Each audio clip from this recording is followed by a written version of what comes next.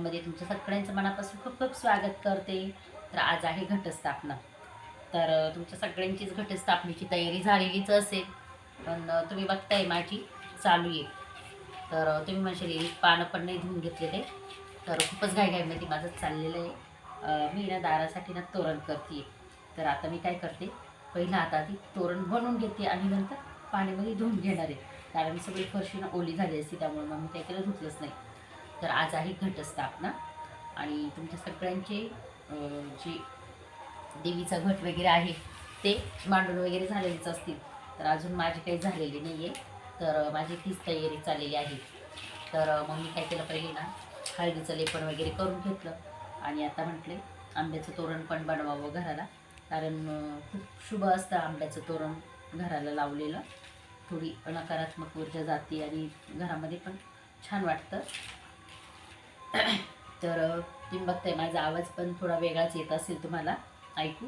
खूप सारी सर्दी झालेली आहे आणि बरं पण नाही वाटत, पण चाललंय. आणि हो, म्हणजे तुम्ही सगळ्यांनीच नवरात्राचे उपवास पण धरलेले असतील ना 9 दिवसाचे. तर त्यासाठी पण तुम्हाला खूप खूप साऱ्या शुभेच्छा. मी पण धरलेले आहे आणि उपवास आहे तरीसुद्धा खूप छान फील वाटतंय, म्हणजे असं एकदम फ्रेश फील वाटतंय. तर चला, व्हिडिओ शेवटपर्यंत नक्की बघा, स्किप न करता. मी पण माझ्या घटस्थापनेची तयारी कशी करत असते ती.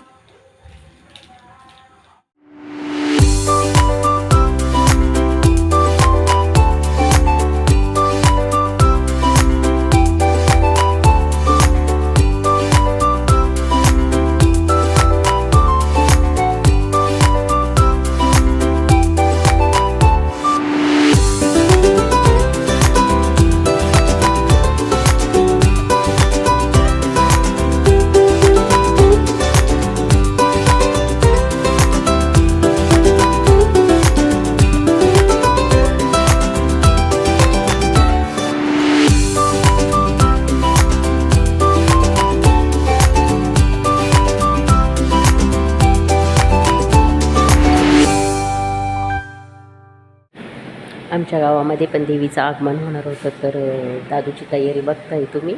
मावळा बनवून गेलेला आहे माझा दादू. तर तो बोलला मम्मी माझं पण आवरून दे, मग त्याचं पण आवरून दिलं. आणि छानपैकी त्याची तयारी झाल्यानंतर मग मी परत माझ्यावाल्या जी घटस्थापना करायची होती ना, तर त्यासाठी नारळ छानपैकीनं सजून घेत होते. तर मी काय केलं ह्यावेळेस आहे ना, जे घट आहे म्हणजे नारळाला आहे ना, ते असं काळूबाईचं रूप यावं असं प्रकारे मी नारळाला छानपैकी सजवून घेतलेलं आहे. आणि आपण ज्यावेळेस आपल्या हाताने जेव्हा म्हणजे नारळ सजवतो ना, तर ते खूप छान वाटतं आणि एकदम असं देवीचंच रूप आहे जणू, असं पण मस्त दिसतं. म्हणजे तसं पण गावामध्ये खूप छान छान मुखवटे भेटतात, पण मग मला नाही आवडत ते मुखवटे, तर मी माझ्या हाताने छानपैकी सजवत असते.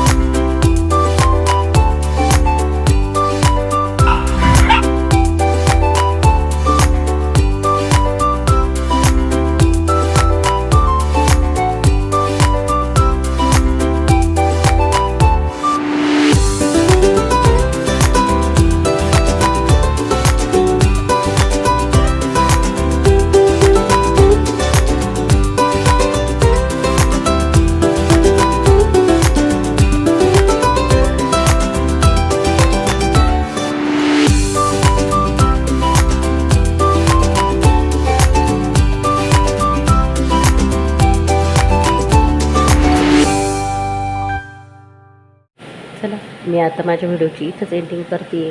आणि तुम्हाला जर माझा व्हिडिओ आवडला तर नक्कीच मला लाईक करा, शेअर करा आणि सबस्क्राईब करायला विसरू नका. बाय, गुड नाईट, शुभ नवरात्री.